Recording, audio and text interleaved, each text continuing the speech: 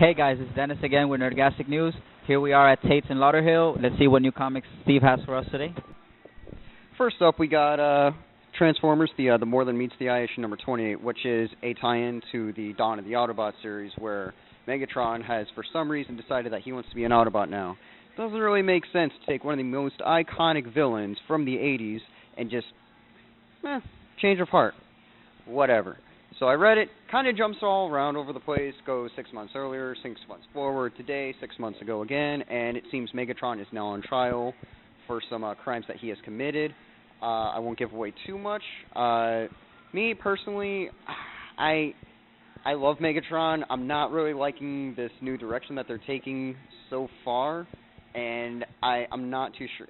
I don't want them to cop out and make it just this master plan that he had going all along, but it seems like that's what he would do.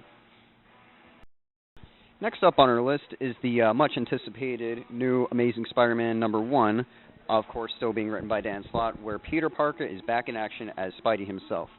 It starts off, he's facing, this crappy C-list rank of villains, which is actually a flash forward, and then it shows that he's, trying to get everything back in control, and still noticing that people still kind of hate him because when he was Otto, he was kind of a jerk and didn't really go well for him publicly.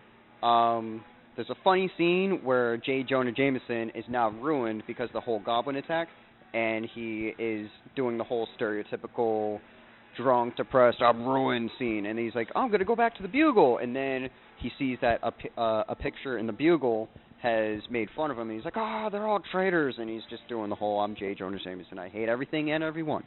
That was pretty cool. There was also a cool scene where he got his clothes ripped off by one of the C-list villains, and one of the old ladies called him Miley Cyrus because he was running around with no clothes on.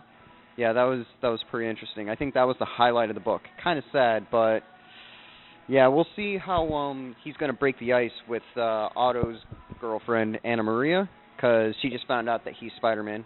Oh, spoilers.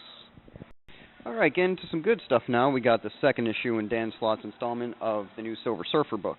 I am actually very enjoying this book so far. It's being set up very well, and a lot of people have been comparing it to, kind of Doctor Who kind of story, where, because you got the Surfer with Dawn Greenwood, who is supposed to be his companion, who's being held hostage on an alien planet, and now the Surfer has to rescue her, even though he has no idea who she is.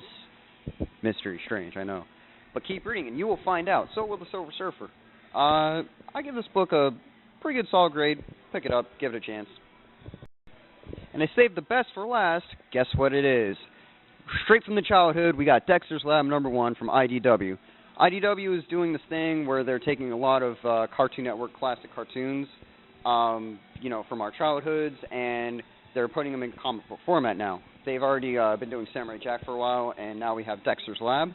And it's great. It's literally like watching an old episode of Dexter's Lab. Pretty much, of course, Dexter's doing this super awesome experiment, and Dee Dee ruins it. And there's a scene where where you see a room with all of his failed experiments that Dee Dee destroyed, and it was like, wow, that's actually kind of depressing. So Dexter invents a dream machine to make it so that he wishes that he's an only child, to try to get rid of Dee Dee once and for all, and that's where this book leaves off. Who knows where it's going to go? Probably not in Dexter's favor. Dexter never wins, but that's the whole point of it. All right, guys, that was Steve giving us the weekly comics reviews. Make sure you check out those comics coming out this week. Thank you, Steve. And it seems that Tate's have a couple of events coming up this week. Let's see what they got. It's going to be a weekend full of fun going on here. Well, first of all, we got the Spider-Man 2 premiere this Friday, and I believe we are going to be doing a midnight premiere event. Go to our Facebook for details. Then Saturday, May 3rd, we got Free Comic Book Day. Stop by for fun and festivities. We're going to have all kinds of fun. And then the next following day, Sunday, is May the 4th be with you. Yet again, whole bunch of festivities, bunch of fun. All Star Wars merchandise will be 10% off. And guess what? You can even make yourself into an action figure.